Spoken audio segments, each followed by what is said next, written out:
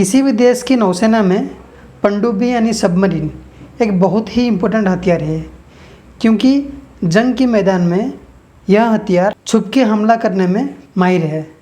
यह हथियार पानी के अंदर रह के बैलिस्टिक मिसाइल, न्यूक्लियर मिसाइल तक दागने की सक्षम है।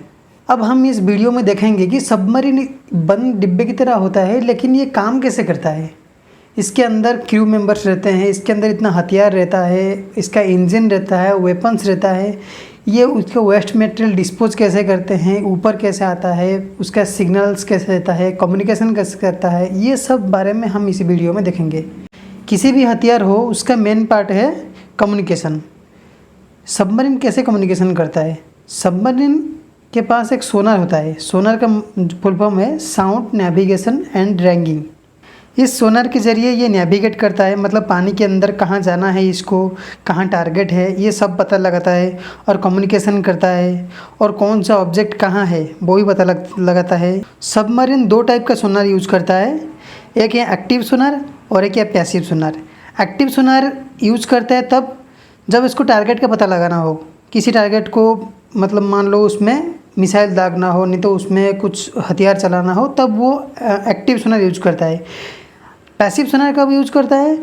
जब कोई वेसल का पता लगाना हो, ऊपर कहीं सरफेस में, वाटर की सरफेस में कहीं वेसल हो, उसका पता लगाना हो, तब वो यूज़ करते हैं पैसिव सोनार। किसी भी सबमरीन का एक इम्पोर्टेंट हथियार है, वो है टर्पीडो। टर्पीडो क्या होता है? एक सेल्फ प्रोपेल्ड वेपन होता है। ये 3 टाइप का होता है। ये कंप्रेस्ड एयर से चलता है, एक इलेक्ट्रिक बैटरी से भी चलता है, और एक कंप्रेस्ड ऑक्सीजन से भी चलता है। इसमें वार हेड लगा रहता है, जैसे टॉर्पीडो फायर होता है, ये जाएगा अपना, उसमें जो नेविगेशन सिस्टम है एनिमी का पता लगाएगा और इसको डिस्ट्रॉय कर देगा। टॉर्पीडो एक अलग ही बहुत वास्ट चैप्टर है, उसको हम और किसी डेडिकेटेड वीडियो में कवर करेंगे। सबमरीन पानी के अंदर तो सोनार से कम्युनिकेशन कर लेता है, लेकिन जब पानी के सतह पे आएगा तो कैसे कम्युनिकेशन करेगा?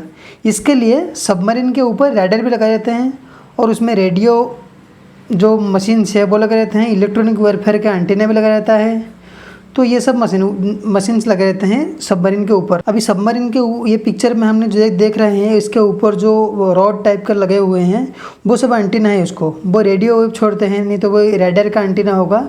उससे सबमरीन जब पानी की सतह पे आता है, उससे बाहर की दुनिया से कांटेक्ट करता है। सबमरीन तो एक पूरा बंद डिब्बे की तरह है। उसमें ना कोई कांच का, तो कोई ग्लास का विंडो है कि उसमें बाहर से जाके देख सकते हैं। तो इसमें बाहर की दुनिया को देखेंगे फिर कैसे? तो इसमें एक यंत्र लगाया जाता है, उसको बोलते हैं पेरिस्कोप। एक सबमरीन में 2 पेरिस्कोप रहता है। इसको क्या करते हैं, जो नेविगेट करते हैं, उसको पानी की सतह ऊपर जाके वो जो यंत्र है, उसको उसमें ग्लास लगाया रहता है। उसमें रिफ्लेक्शन होके लाइट, मतलब बाहर से जो ऑब्जेक्ट है उससे रिफ्लेक्शन होके जाता है, और वो बाहर की दुनिया दिखाई देता है। उसको बोलते हैं पेरिस्कोप। आप ये जो फिगर में देख रहे हो, ये जो पिक्चर में देख रहे हो, उसको पेरिस्कोप बोलते हैं उसको। किसी भी सबमरीन के अंदर 2 इंपॉर्टेंट जगह होते हैं, एक है कंट्रोल रूम और एक है electronic warfare room. Control room को सबमरीन का ब्रेन कहा जाता है। ये सबसे बड़ी जगह है। इसमें पूरे जितने भी मशीन हैं सब लगे रहते हैं। इसमें पेरिस्कोप रहता है, बाहर की जाने के लिए एग्जिट के लिए विंडो रहता है, जीपीएस रहता है, नेविगेशन सिस्टम्स रहते हैं, बड़े बड़े प्लॉटिंग्स के टेबल रहते हैं। और इलेक्ट्रॉनिक वारफेयर रूम में जो काम होता है, इंटरसेप्टिंग होता है, लोकेटिंग होता है, आइडेंटिफिकेशन होता है, जो टारगेट्स का होता है, डिटेक्टिंग, जैमिंग, ये सब काम इलेक्ट्रॉनिक वारफेयर रूम में होता है। जो टारगेट को होगा, नहीं तो किसी का कोई सिग्नल ऊपर से कोई वेसल सिग्नल दे रहा है, उसको जैम करना है, तो ये वो इलेक्ट्रॉनिक वारफेयर जो रूम है उससे वो कंट्रोल होता है। सबमरीन 2 टाइप का होता है, एक होता है डीजल इलेक्ट्रिक सबमरीन, एक होता है nuclear power submarine. Diesel electric submarine हो चाहे न्यूक्लियर सबमरीन हो, वो कोई भी सबमरीन ना डीजल से चलती है ना न्यूक्लियर पावर से चलती है। दोनों सबमरीन चलते हैं इलेक्ट्रिसिटी से, मतलब इलेक्ट्रिक मोटर से। इसका जो प्रोपेलर है वो थ्रस्ट पैदा करता है, और वो प्रोपेलर चलता है इलेक्ट्रिक मोटर से। इलेक्ट्रिक मोटर के लिए वो जो इलेक्ट्रिक जनरेट करता है वो डीजल इंजन जनरेट करता है। डीजल इंजन कनेक्ट रहता है एक बड़ा सा जनरेटर से। जनरेटर इलेक्ट्रिक पैदा करता है और वो बैटरी चार्ज करता है, और वो जो बैटरी इलेक्ट्रिक मोटर को चलाता है, और वो शाफ्ट चलता है, और वो थ्रस्ट पैदा करके इसको आगे बढ़ाता है सबमरीन को। और न्यूक्लियर पावर सबमरीन में क्या होता है, उसमें वाटर बॉयल होता है। बॉयल वाला जो वाटर है एक गैस टर्बाइन चलाता है, वो सीधा जनरेटर इलेक्ट्रिसिटी पैदा करता है और वो मोटर चलाता है। उसमें कोई बैटरी यूज़ नहीं होता। जितने भी डीजल सबमरीन है वो न्यूक्लियर पावर सबमरीन से कम पावरफुल है। इसका मतलब क्या है? इसका मतलब ये है कि वो जो सबमरीन है उनका एंड्योरेंस कम है।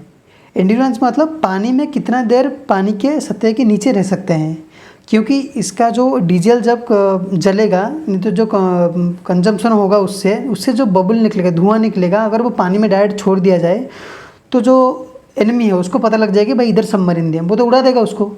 इसीलिए डीजल जो सबमरीन है जब वो बैटरी को चार्ज करते हैं उनको सतह पे आना पड़ता है। सतह पे आके वो डीजल इंजन चालू करके अपने बैटरी को फुल चार्ज करते हैं, फिर वो पानी की गहराई में चले जाते हैं। और इसके लिए हर 48 आवर्स पे डीजल सबमरीन को पानी की सतह पे आना पड़ता है। ये सबसे बड़ा डीजल सबमरीन का दिक्कत है। लेकिन और न्यूक्लियर पावर सबमरीन को क्या इसमें एक्स्ट्रा क्या है? जो न्यूक्लियर सबमरीन है इनका एंड्योरेंस 90 डेज़ तक है। 90 डेज़ मतलब बहुत ज़्यादा होता है, क्योंकि उनको इसमें से कुछ भी निकलता नहीं, ना धुआं निकलता है। ये जो न्यूक्लियर अपना मटेरियल है उसमें से पानी गर्म होता है और इसमें से वो इलेक्ट्रिसिटी जनरेट करके गैस टरबाइन से चलते हैं। इनमें कोई वेस्ट मटेरियल निकलता नहीं, इसीलिए वो 90 डेज़ तक अंदर रह सकते हैं। और इसमें दोनों सबमरीन में ऑक्सीजन पैदा करने का भी, ऑक्सीजन जो पानी से ऑक्सीजन निकालने का भी सिस्टम है। और जो समुद्र का पानी है उससे फिल्टर करके उसको क्रू को पी सकते हैं और यूज़ भी कर सकते हैं। प्रोपेलर सबमरीन को आगे बढ़ने के लिए मदद करता है। वो इलेक्ट्रिक मोटर से कनेक्ट रहता है और वो जब घूमता है तो सबमरीन को फोर्स मिलता है और वो आगे बढ़ता है। आजकल प्रोपेलर को एडवांस टेक्नोलॉजी आ गया जो कि प्रोपेलर को पूरा ढका हुआ है, तो इसमें से ना कोई नॉइज़ निकलेगा ना कोई बबल्स निकलेगा। तो ये और भी सबमरीन का जो स्टेल्थ है, मतलब जो छुपने का कैपेबिलिटी है, उसको और बढ़ा देता है। ये टेक्नोलॉजी यूएस, इंडिया के पास भी है, रशिया के पास भी है, फ्रांस के पास ही है। अटैक करने के दृष्टिकोण से देखेंगे तो सबमरीन दो टाइप का है, एक है अटैक सबमरीन और एक है ballistic missile submarine. Attack submarine का काम क्या है? वो जो शॉर्ट रेंज है, थोड़ी दूर है, उसमें पास में जो टारगेट है उसके पास जाके वो अटैक करता है। तो उसमें शॉर्ट रेंज मिसाइल वगैरह रहते हैं, जैसे ब्रह्मोस वगैरह, जिसका शॉर्ट रेंज मिसाइल रहता है, वो अटैक करते हैं जाके। और बैलिस्टिक मिसाइल सबमरीन क्या है? वो सबसे घातक होता है। वो हज़ारों किलोमीटर दूर रह के भी अपने टारगेट पे मिसाइल दाग सकता है। मतलब कितना घातक है वो सबमरीन से। हम बैलिस्टिक मिसाइल जैसे अग्नि 5 जैसा मिसाइल है जो कि 12,000 किलोमीटर 8,000 किलोमीटर रेंज के लिए सबमरीन से लॉन्च कर सकते हैं। इसमें न्यूक्लियर वार हेड वाला जो बैलिस्टिक मिसाइल वो भी हम लॉन्च कर सकते हैं। अब हम जानते हैं कि सबमरीन ऊपर नीचे कैसे होता है। ये पानी के कभी ऊपर चला जाता है, कभी नीचे चला जाता है। ये सबमरीन कैसे करता है? इसके लिए सबमरीन में 4 टैंक रहते हैं। इसका बीच में 2 टैंक रहता है और इसमें आगे एक टैंक, पीछे एक टैंक। जो बीच में 2 टैंक रहता है इनको बallast टैंक बोलते हैं। बallast टैंक में जब ये पानी भरता है तब ये पानी के गहराई में चला जाता है, और उसमें जब कंप्रेस एयर भरता है तो पानी के सतह पे आने लगता है। और इसको जब आगे मतलब पानी में अंदर जाना है, डाइव करना है, तो उसको आगे वाला सिरा को अंदर करना होगा, तो उसमें बीच में ही पानी भरा रहता है और आगे वाले सिरे में पानी भरता है, ताकि वो नीचे डूब के नीचे की तरफ मुँह करके अंदर चला जाए। जब ऊपर आना होगा उसको, तो फिर पीछे वाला हिस्सा को भारी करना होगा। तो ऊपर जो टैंक होगा उसको खाली कर देंगे और पिछले हिस्से में जो टैंक है उसमें पानी भर देंगे, ताकि ऊपर हिस्सा ऊपर उठ जाए और वो सतह पे आ जाता है। ऐसे जो सबमरीन मूव करता है। और ऐसे ही डिफेंस का वीडियो देखने के लिए मेरे चैनल को लाइक एंड सब्सक्राइब कीजिए। जय हिंद।